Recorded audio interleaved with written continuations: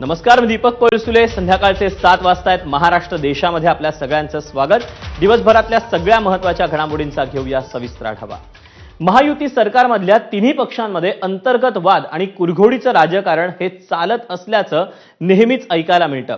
अशातच आता मुख्यमंत्री देवेंद्र फडणवीस यांनी उपमुख्यमंत्री अजित पवार यांच्यानंतर उपमुख्यमंत्री एकनाथ शिंदे यांच्या खात्यावरही अंकुश लावल्याची चर्चा आहे। आणि त्यानुसार आता नगरविकास खात्याच्या मोठ्या रकमेच्या निधी वाटपासाठी मुख्यमंत्री देवेंद्र फडणवीस यांची मंजुरी बंधनकारक असेल।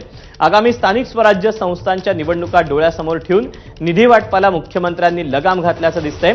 नगरविकास खात्याकडून फक्त शिंदे गटाच्या आमदार नगरसेवकांना रसद पुरवली जाते।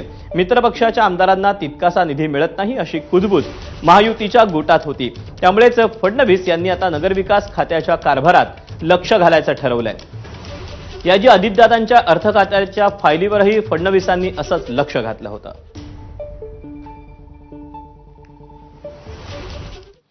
महायुती सरकारमध्ये तिघांचं काम उत्तम सुरू असल्याचं मंत्री उदय सामंत यांनी म्हटलं, तर वडेट्टीवारांनी मुख्यमंत्री फडणवीसांवर निशाणा साधला। पाहूया। आपण कसं आहे, शब्दप्रयोग आपण केलेला आहे। उधळपट्टी फाईलवर असं कुठेही लिहिलेलं नाही की नगरपालिकेच्या उधळपट्टीला चाप लावण्यासाठी मुख्यमंत्र्यांकडे फाईली।